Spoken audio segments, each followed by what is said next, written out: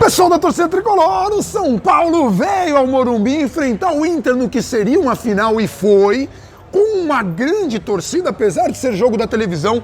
A diretoria, olha quem diria, acertou a precificação, a torcida correspondeu e, aliás, apoiou bastante, né? No começo estava um pouco indisposta, no começo estava apoiando apenas alguns jogadores, estava impaciente, é verdade, mas depois a torcida foi incendiada por um golaço do Antony, né? Principalmente pela jogada, e o São Paulo conseguiu, ainda que tivesse sofrido, fazer um segundo gol, porque quando o Inter diminuiu, deu aquele desespero. Mas enfim, esse resultado garante o São Paulo na fase de grupos da Libertadores, que era o objetivo desse ano. São Paulo conseguiu a classificação, não vai passar sufoco, e agora a gente vai torcer para o quase impossível, que é o São Paulo acertar o planejamento do ano que vem. Mas vamos falar primeiro do jogo.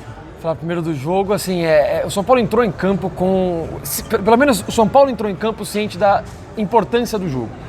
Postura correta, um time marcando, mordendo, pressionando, sendo objetivo. Foi premiado com gol. O gol do São Paulo, já começando a falar do gol, que não demorou muito, ele é muito bonito. Encaixota o jogador do Internacional na marcação, força o erro do jogador, recupera a bola, joga rápido, não teve essa de pegar, toca para trás, demora.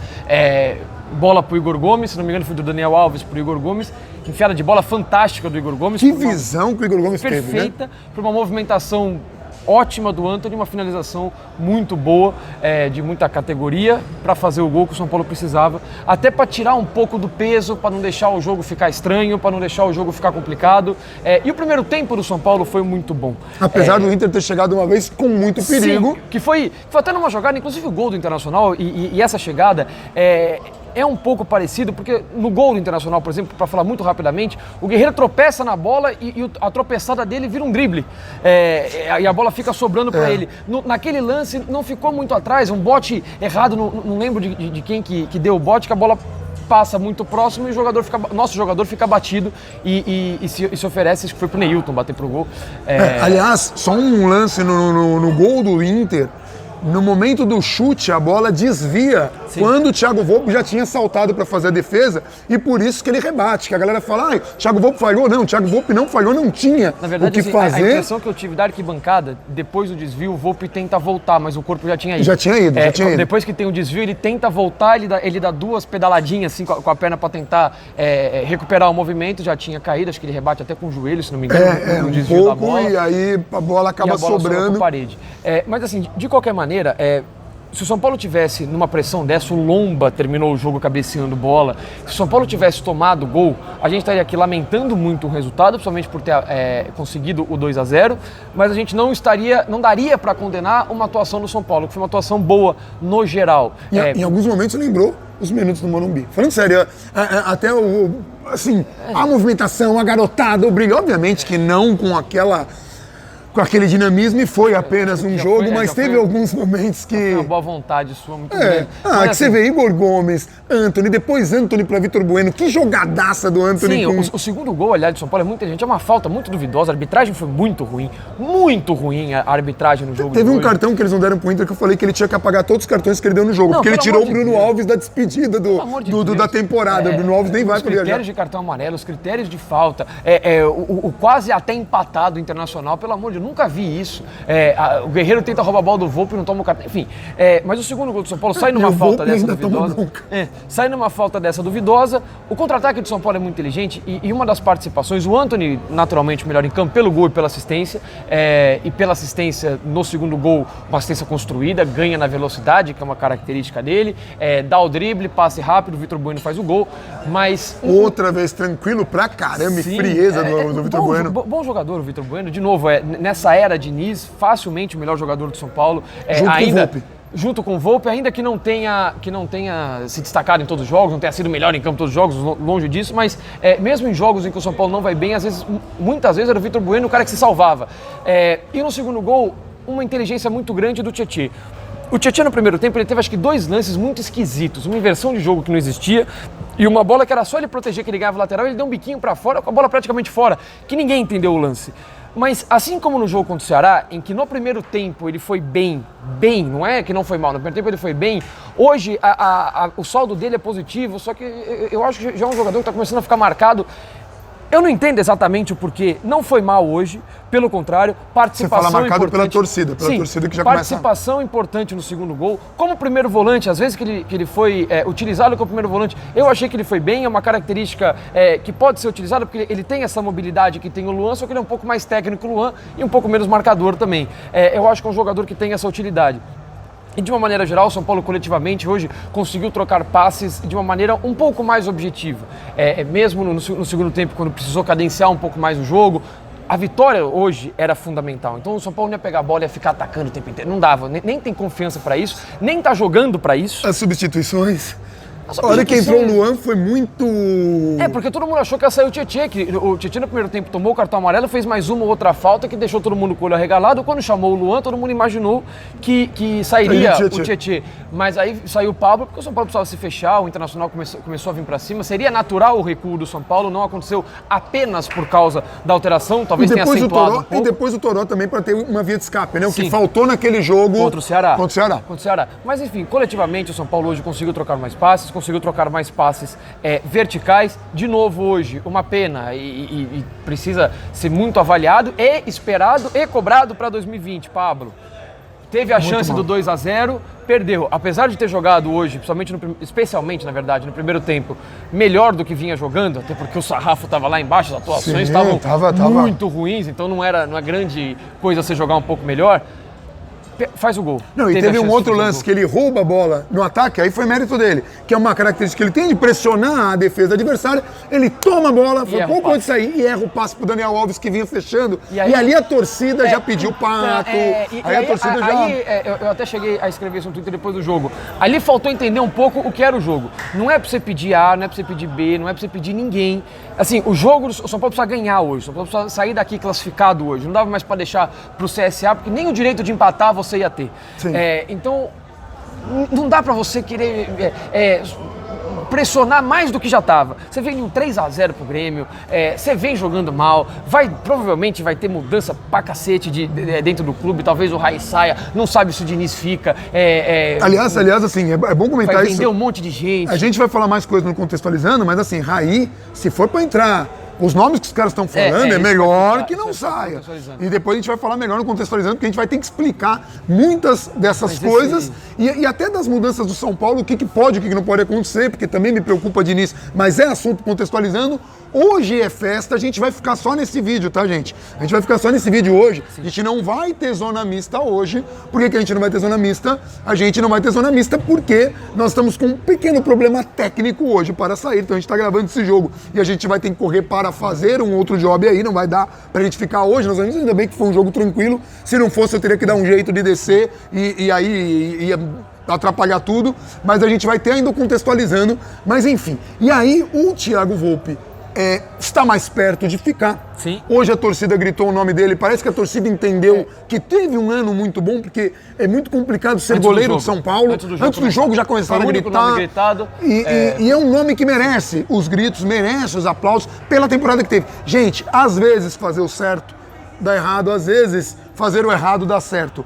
O caminho é sempre fazer o certo. O São Paulo continua errando. São Paulo vai ter que acertar o planejamento. Vai precisar aprender lições daqui. Precisa pensar para vender o Antony, que já tem alguma proposta aparecendo. Esses dois jogos eu espero que tenha valorizado alguma coisa. Muito. E meu medo é assim, é o Igor Gomes. Porque qual que é a preocupação agora? É pensar quais jogadores que a gente consegue segurar. Jogadores que eu tentaria segurar com muito esforço. O Igor Gomes e o Luan. Eu tentaria me desfazer do Lisieiro, que é um craque, e do Antony, que eu acho que esse já foi. Lisieiro que entrou bem, falando agora um pouco mais individualmente, Lisieiro entrou bem no jogo, tanto na marcação quanto nessa ideia.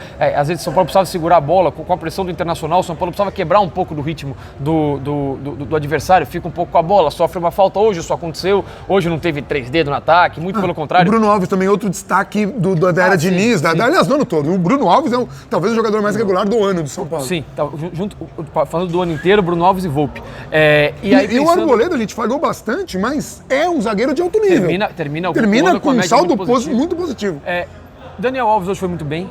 foi muito bem, um pouco mais recuado do que um 10. Ele não é 10, ele como 10 eu não acho que ele vai ajudar. Eu e não nem acho como lateral também. Aqui no futebol brasileiro. Ele pode ajudar, dependendo do estilo de jogo do São Paulo, ele pode ajudar. Dependendo do adversário, não tem um jogador rápido. Um time que consiga fazer com que ele construa por dentro com alguma qualidade, dá pra fazer.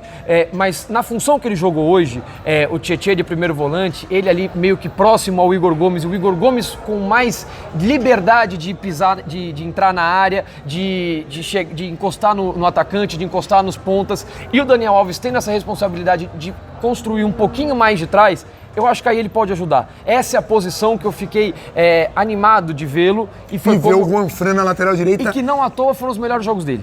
E o Juanfran na lateral direita. Porque o Juanfran na lateral direita é seriedade, gente. É um cara muito sério e ele dificilmente erra um passe. Dificilmente, claro, o cara não é uma hora ou outra, vai errar um outro lance, mas assim, o saldo dele é muito positivo, um acerto enorme do São Paulo ter trazido o Juanfran e ele sabe a importância que tem para um time grande, né? Isso. E outra coisa que foi de emocionar, a comemoração do Daniel Alves. Eu queria falar isso. Na classificação Não e do o Hernanes do time também. inteiro. Do time inteiro. Mas o Hernanes, porque o Hernanes eu tenho muita esperança no ano que vem. Eu acho que o Hernanes, fazendo uma preparação adequada, é um jogador que tem capacidade. Vou torcer pro Pato, mas não ficaria triste se ele recebesse alguma proposta, mas vou torcer muito pro Pato, ou para ele deslanchar, ou para que venha algum técnico que consiga fazer ele jogar. Já tivemos um aqui na nossa trajetória que o Santos está namorando e eu não tô gostando disso. Não tô gostando.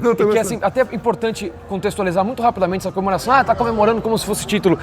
Pensando pro São Paulo, isso tem que repetir, a gente falou isso na live de terça, falamos isso antes do jogo nas nossas redes.